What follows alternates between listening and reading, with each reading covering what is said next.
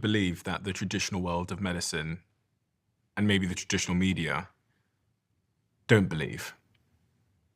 Yeah, I believe in the truth, and I come from a very objective scientific background. So everything that we do is based on objective data.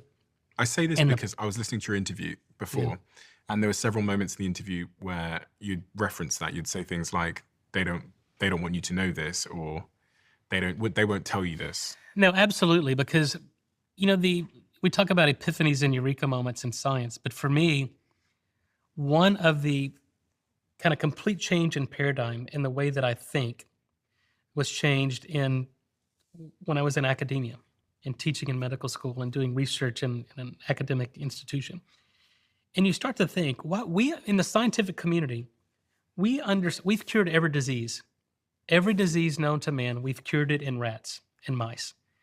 So then the question is, why isn't this translated into patient care? Why can't we do this in humans? Number one, in animal experiments, we control their environment. We control their food. We control their light cycle. We control everything about them. You can't do that in humans, right? Yeah. Everybody has a different diet. Everybody has different drug therapy that they're on or hygienic practices.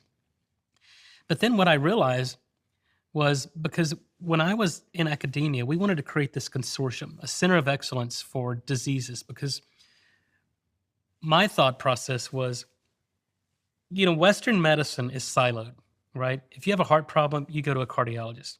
If you've got a GI problem, you go to a gastroenterologist. If you've got a neurological problem, you go to a neurologist or psychiatrist. But none of these disciplines talk to one another. So if you go to that neurologist is going to treat that condition much different than the cardiologist would, much different than the GI doc would. But what if we're looking at the exact same root cause?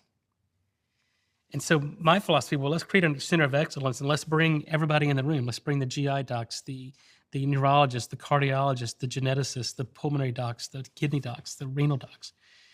And let's understand this kind of wheel and cog because everything occurs at the mitochondria subcellular level and energy production. And then basically everything can manifest from that. But what I quickly realized when you go to, for instance, MD Anderson and trying to treat cancer, no one is interested in curing cancer.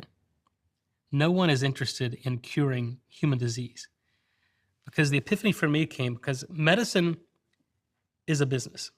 It's a for-profit business. In fact, it's the largest business and economic model in the world, trillion-dollar annualized market.